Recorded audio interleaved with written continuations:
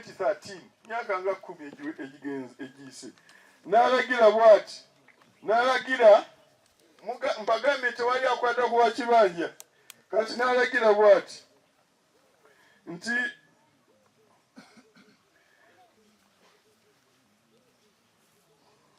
mwegule abagamba mwegule free redeem your ownership twabasasula we compensated them.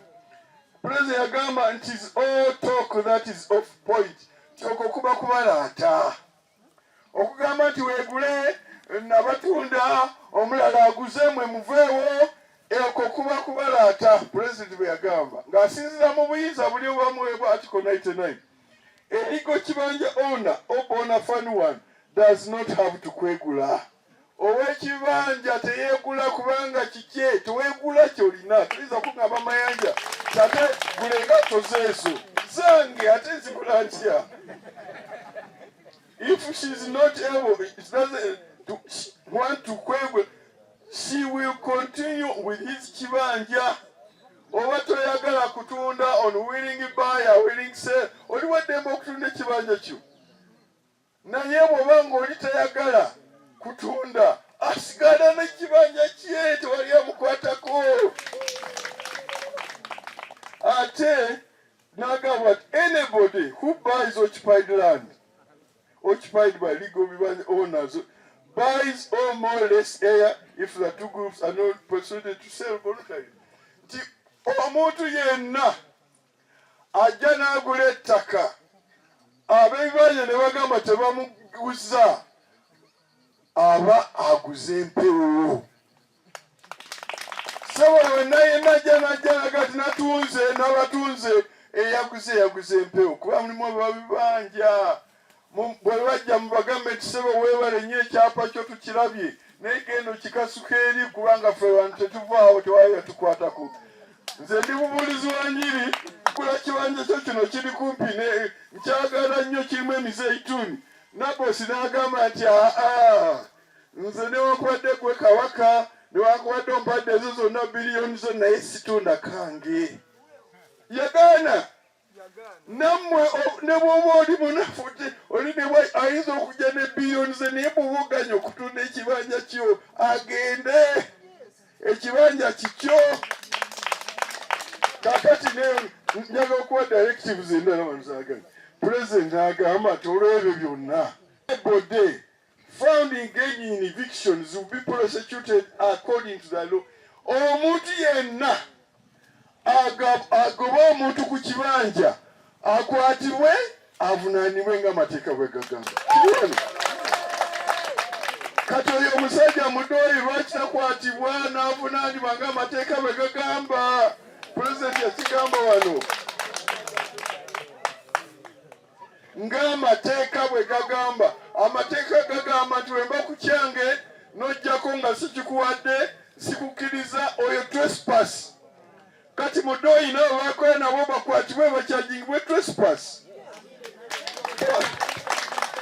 Ojja ku kyange n'oyonoona ebyange oyo malicious damage to property bakwatibwe bavunaanibwe malicious damage to property.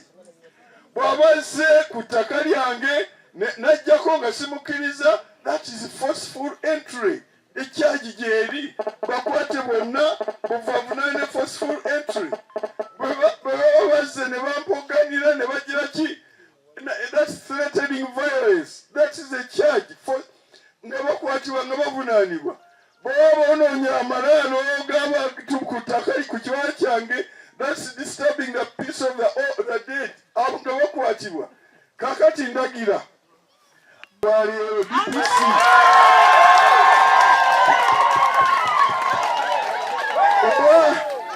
oba tebaliiwo wano waliwo kye bayita warrant of arrest bakikwate emunoonye wonna wonna akwatibwe ne bonna kubanga eno ya directive ya president ate yakikola ng'asinziira mu constitution. Etteeka liri wano cases zafulumye edda nzirina wano ezakava mu presidential directive as a force of law. directive ya president najibasomedde mwa RDC wano eriko wano kesi zina wano ziri bbiri. Directive ya president ina force of law. Toyinza kugamba president gamba nti ate nze ninda ki ate ne kooti bwejja nesalawo nti eno civil case mugende nze nsazeewo nti eno civil case mugende ekyo talina buyinza kukisalawo. Tayinza kugamba nti no eno si criminal eno si force malicious damage to property forceful entry ekyo nze nsalawo bangenda civil oba nsalawo criminal ate ebyo mbibinza kugendera wamu. Ekooti waliwo gyendabyawo nolwekyo ekooti yasalawo kifu ate teyali kooti yali ani resident state attorney. Oyo resident state attorney nyabo fyona tukikoleko oyo bamugyewo wano. Oyo tamanyi mateeka yafuna ati ekifo ekyo yali anguzira ngeri ki. Omuntu ne bakwata omuntu bamulesa with malicious damage to property ebintu babitemeetemye abantu babatemye ayingidde mu bintu ng'olwo mwe mugamba nti no oyo bamuleke oyo wangeri ki bw'abanga waliwo ebali awo akwatibwe kakati akwatibwe.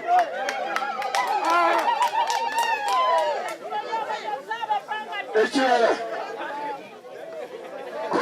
kooti neewunya bannange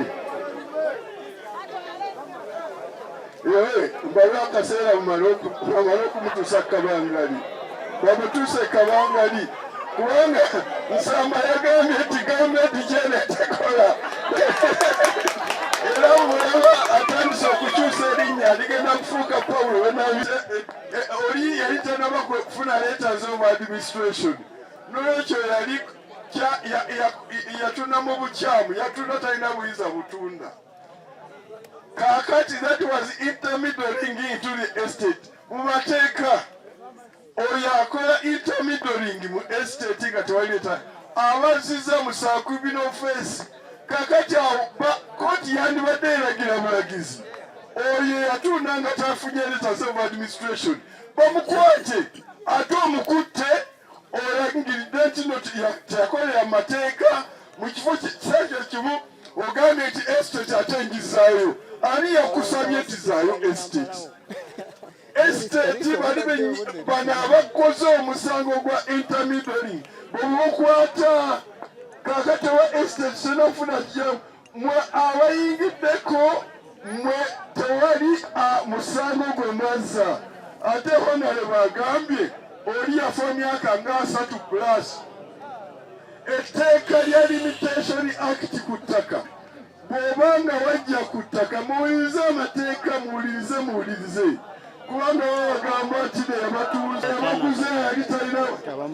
Etteeka lya Limitation Act Section 5 ligamba nti n'emyaka 12 bwe giyitawo ng'oli ku ttaka oba walina permission ya nannyini oba tewalina tewali akukwatako.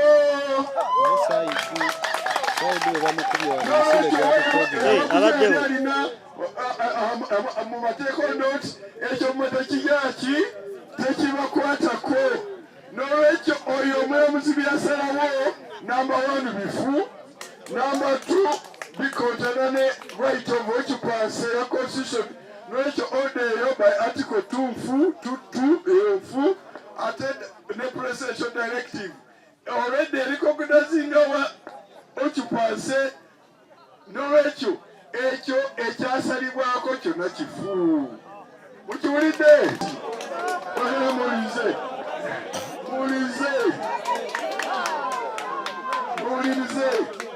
Muwulirize. Those who have been illegally evicted will be assisted by government to go back to their vibanja. Bonna president yalagira oyo yenna agobedde ku kibanja kye addizibweyo ku kibanja kye.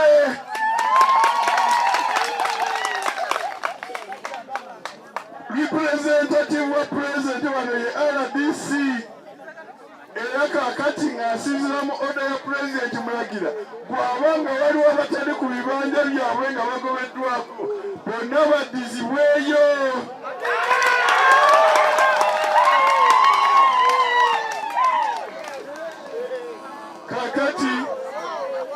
chairperson wa district security committee namwe bamemba bayo. President abalabudde wano nti senga evictions are illegal takes place in the district. Bwebanga nga court order yeze erina okuba nga eyita mumwe ne minister n'agisaako walanzi n'agisaako.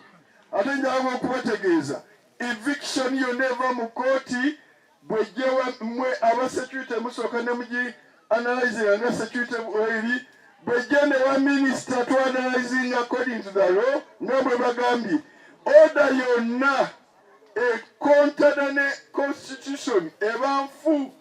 Constitution egambye nti security of occupancy kati bw'okutandika gwe n'ova mu kooti ne order yegowowa ekibanja oba omenye constitution n'olwekyo nja kubaddamu mbagambe nti eyo order temujja executinga era oyo yenna aba executinga mumukwata bukwasi according that because he is violating the law. Ekitegeeza nti nno senga amateeka gano gabadde gasibwa mu nkola tewandibadde eviction yonna mu ggwanga lino. Kano ka Island Sebo oyogedde nti endala yes ndowooza wadde gundi w'akakiiko ogambye nti eri endala yonna mu bitu okuggyako wano nti wano waliwo omusajja gwe bayita Lodo whatever